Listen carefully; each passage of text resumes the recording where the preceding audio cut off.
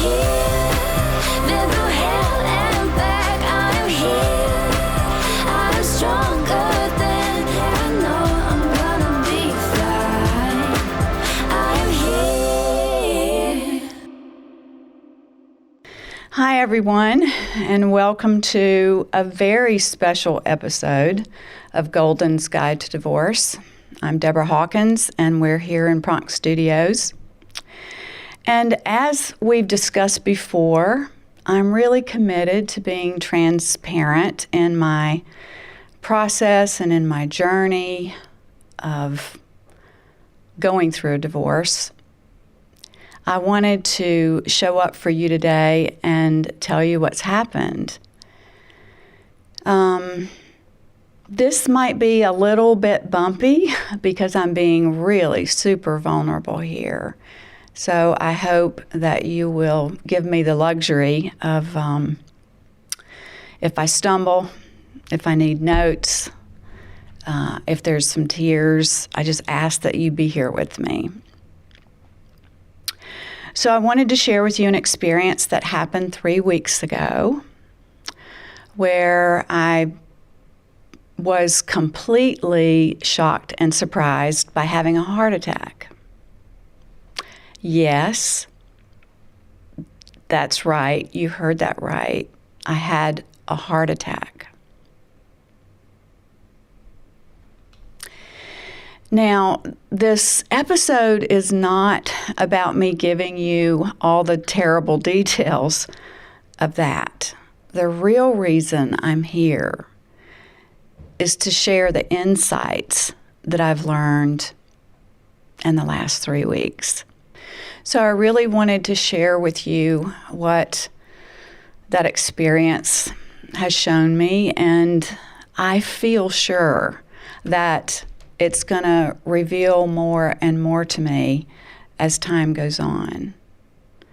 But like I said, I really wanted to share with you. I wanted you to know what's happening. I wanted to be transparent. And there are a few really important insights that I want to go over today. And the first one is, we're all challenged and struggling with so many things in our life. This show is about divorce and how to get through it. But what I'm realizing is, it's divorce and I had a heart attack. It's divorce and I found out I had skin cancer. It's divorce and you may be dealing with someone who has COVID, or you may be dealing with COVID. It's divorce and we're dealing with all of the conflict in the world. There may be things that you discover in this episode that helps you in other ways besides divorce, and I hope it does, because our stresses and challenges right now are many and they're layered up. It's really difficult to learn it's hard enough to learn how to take care of ourselves. And then when something is added on top of it, it's really easy just to want to lay on the sofa and friggin' check out. But life goes on, and we heal. Our minds heal. Our bodies heal. And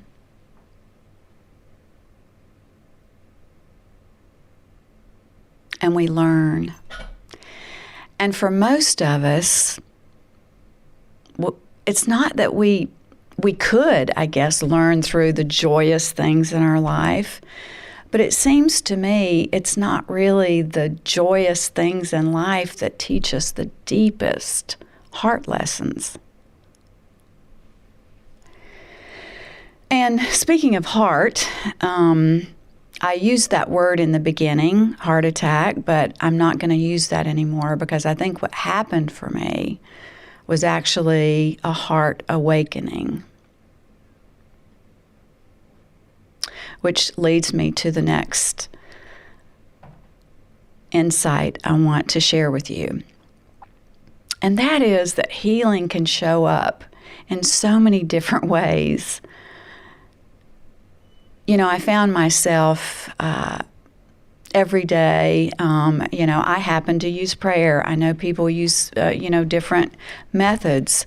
I found myself praying many times a day when I would think about my life married and the pain of not being in that situation anymore, or on a Friday night at home on my sofa with my dog, I would ask many times, God, heal my heart. Heal my heart.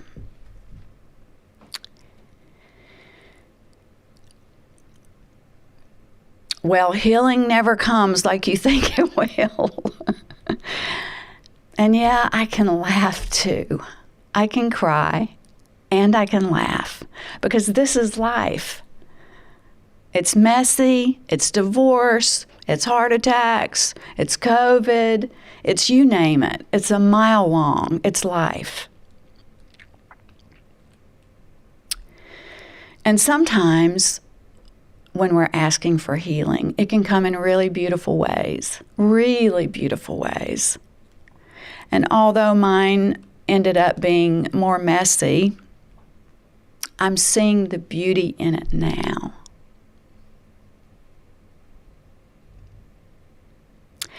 I think in these times, we can call stages of our healing crisis. Doesn't have to be physical. It can be emotional.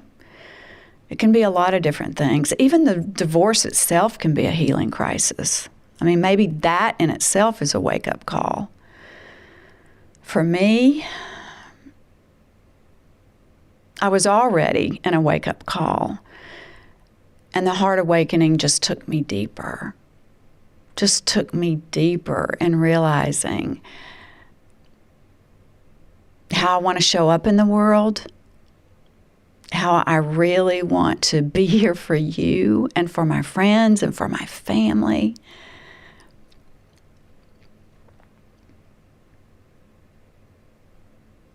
How grateful I am to all the doctors and nurses who were with me, because I was in the hospital for the majority of the time alone, especially during the most critical parts.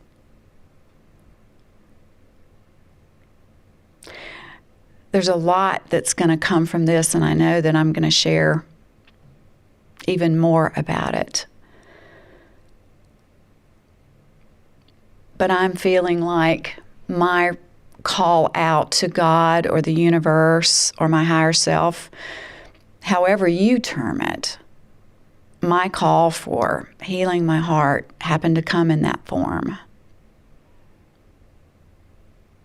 And I think I was asking maybe even my soul to show me something different, to show me a different perspective on my life. So be careful what you ask for, right?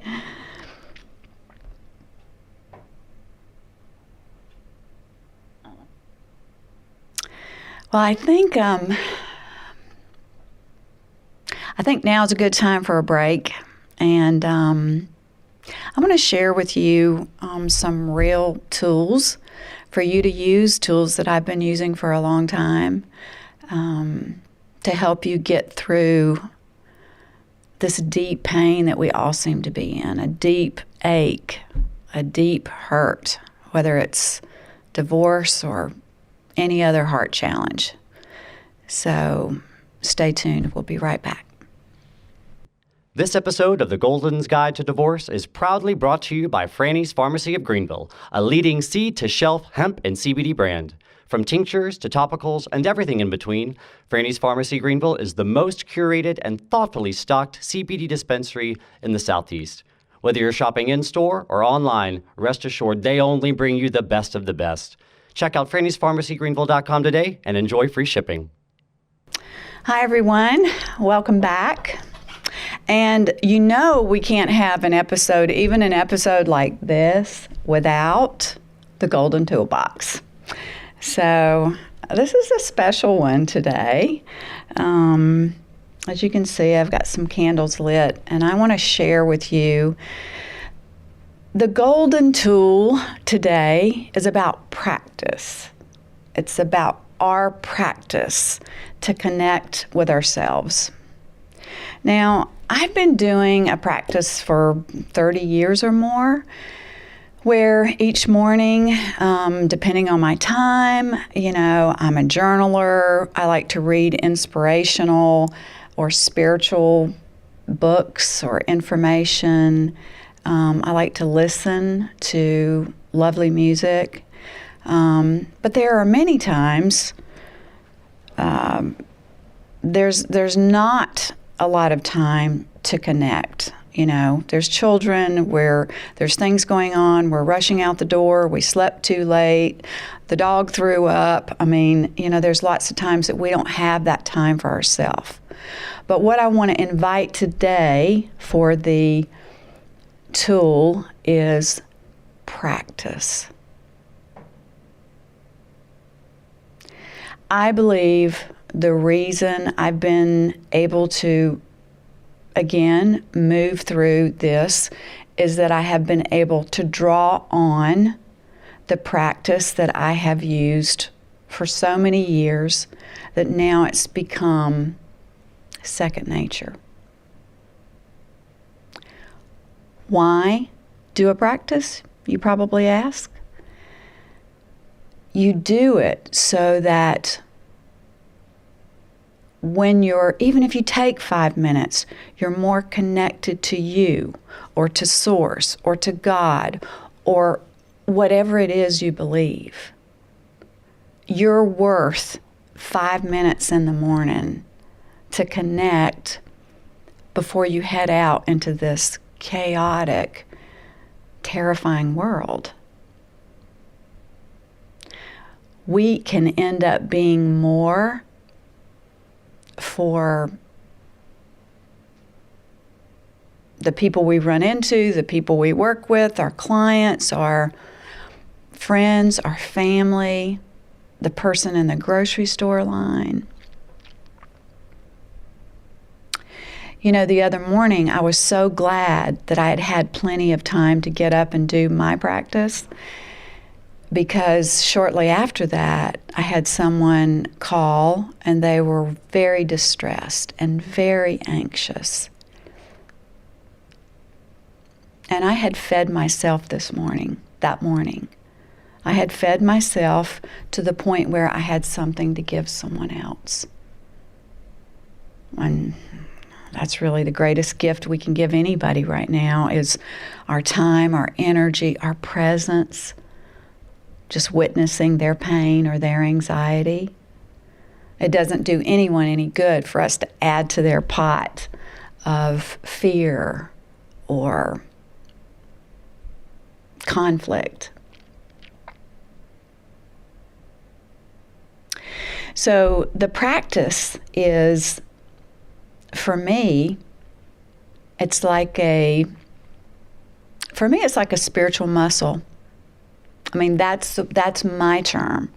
That's the way I view it.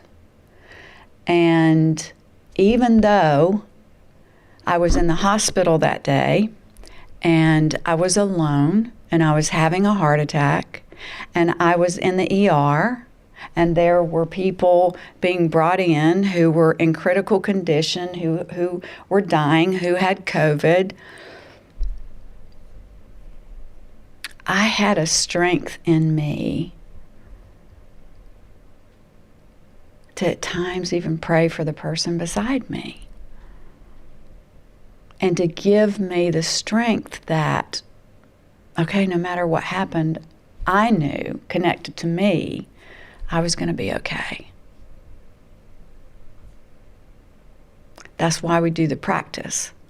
And that's why it's called practice. We do it every day. so that you that spiritual muscle is strong. My heart might have not, my physical heart might not have been strong, might not have been strong that day, but my spiritual muscle was strong that day. And I believe it made a difference. I was able to notice the angels that ministered to me, the doctors and nurses that would come by and knew that I was alone and would hold my hand because my son couldn't be there and no one could be there.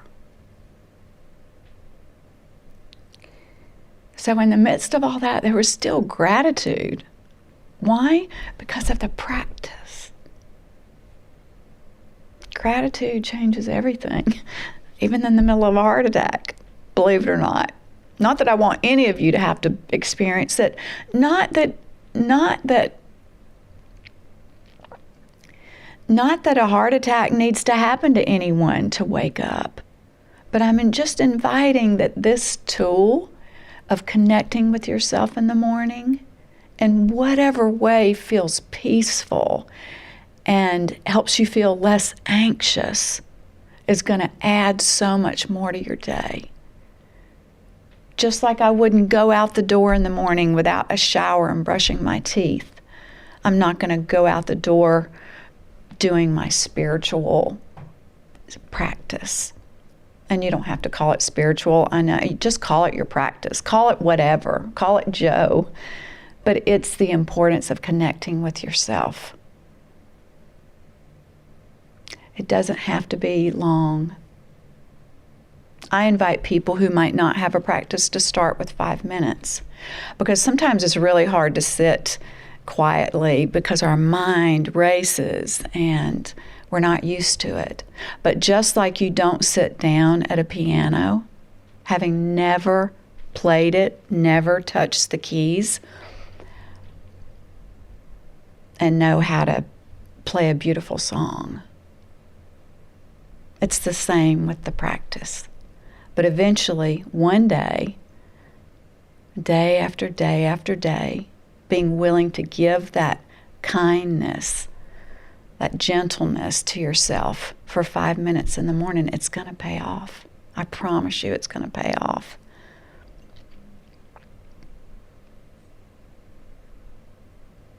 So whether in the morning you sit and pet your dog and think of a peaceful day, or whether you sit with your coffee and you light a candle,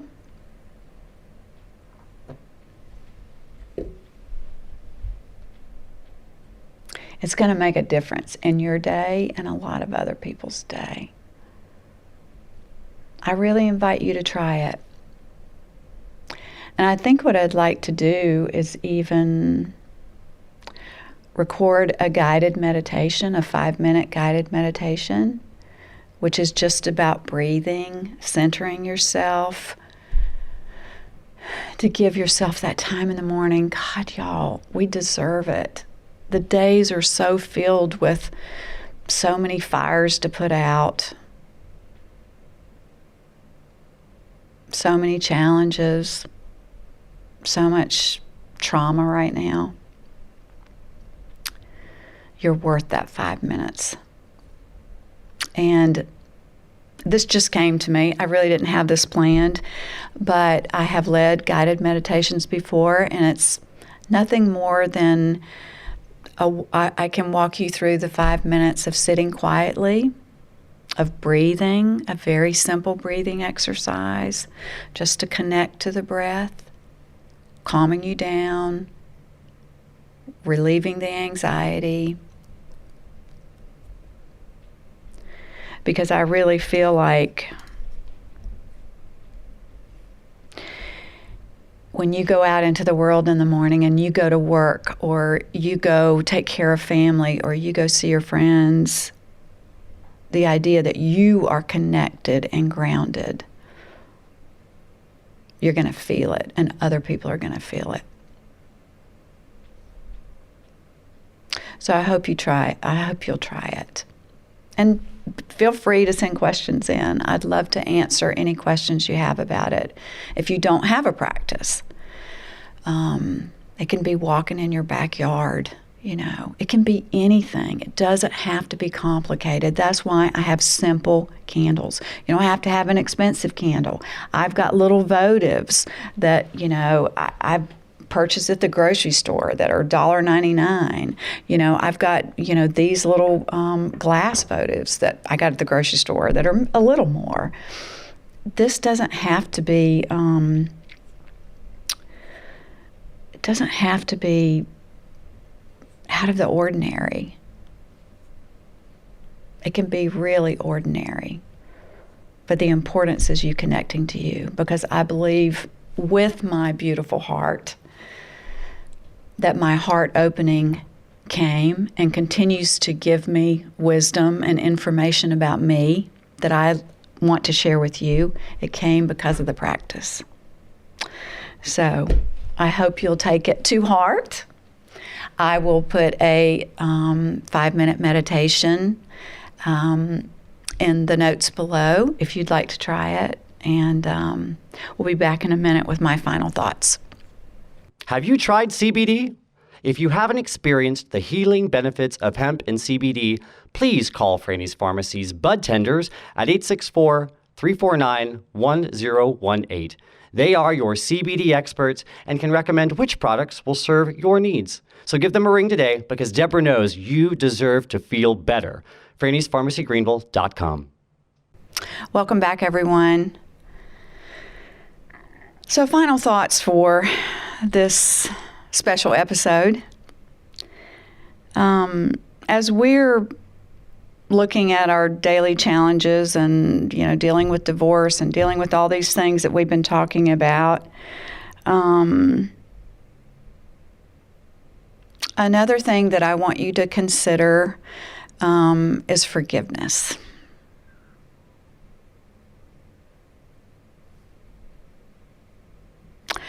And I know that's hard to think about sometimes when we're in the process. It's hard to imagine this stage of the game, trying to forgive when people have hurt us so deeply and wounded us to our core. And please, I'm not saying here that you can just snap your fingers and forgive, or it's an overnight thing, or you can do your practice and then it's all the pain's gone. I'm not saying that at all. I'm saying that as we're all dealing with these challenges, it's kind of like, we're all, as we're going through a divorce, we're headed into new lives or different lives. And for me, I visualize it as we're at the bottom of the summit, and there's another mountain to climb. There's lots for us to get through to get to the other side for a new life. And as any expert climber knows, you reach certain points and certain summits, and you have to unpack the bag. You're going to have to take some of the things out, because this next climb won't allow you to carry the heaviness, so much heaviness. So there's always that reason for us to forgive. And I always think that forgiving is really a selfish act, because the person I'm forgiving, they may know or not know, or they may continue to do what they've always done. Who knows? The forgiveness is for me. And the forgiveness is for you to unpack some of that so that you're not carrying around a heavy heart, a heavy mind.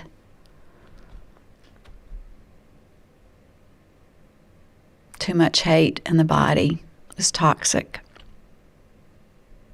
And again, I'm not suggesting we can do it in a minute. I'm still in the process of forgiving, and I'm sure I will be for a long time. But as long as we're conscious and aware of it, there's an end goal, and we can see it, and it'll come. And our path will be lighter, and our bodies will be lighter, and our minds will be lighter. And yeah, forgiveness takes as long as it takes. It's different for everyone. I'm just wanting you to think about that today. Because after my heart opening, it became really clear that that's going to be front and center for me. The forgiveness is going to be included in my practice. Not for anybody else, but for me. Now, it's probably going to help the other person if I'm not sending out crappy energy to them every day. But in the end, it's really lightening my load. One more thing I want to say about forgiveness is something that we don't always think about, and that's like self-forgiveness. And this is something that I've really had to work on. It's about forgiving me and forgiving my body.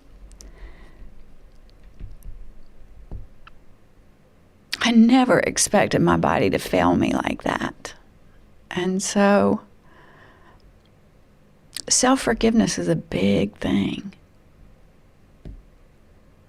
It's part of that self-love and gentleness that we talk about. And it's hard to do. It's hard to forgive others, and it's hard to forgive ourselves. And so if you're dealing with something like that, if you're dealing with a sickness, an illness, an added stress to your plate, forgive yourself. You're doing the best you can in these circumstances. You're doing the best you can. Lives are not about perfection, and aren't we learning that? Aren't we learning that in 2020 and 2021? It's about showing up every day, doing the best we can for others, but especially for ourselves.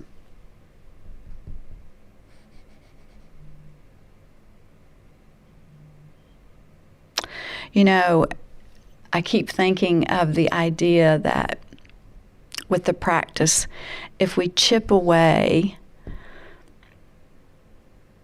sometimes the self-hatred we have for ourselves or the disappointment we have for ourselves every day, chipping away with even 5 minutes, eventually we're going to get to the light inside, which is really all we are.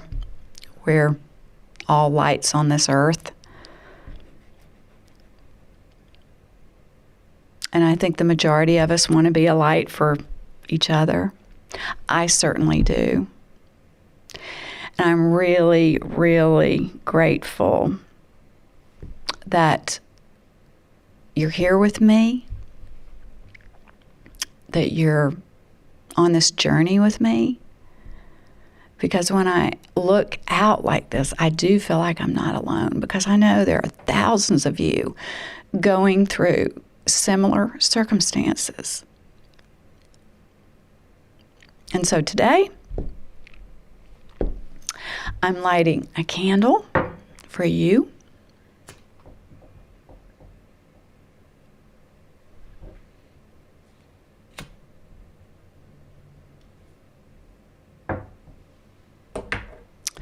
Because we all need more light in our lives.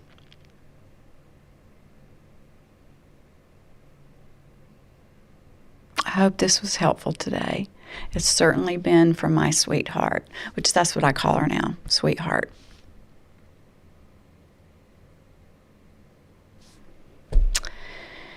And why do we do all this? Why do we light the candles? Why do we do the practice? Why do we do the tools? Why do we talk about this in all stages of divorce? Well, it's because we're still here. So I can't wait to see you next time. I am here.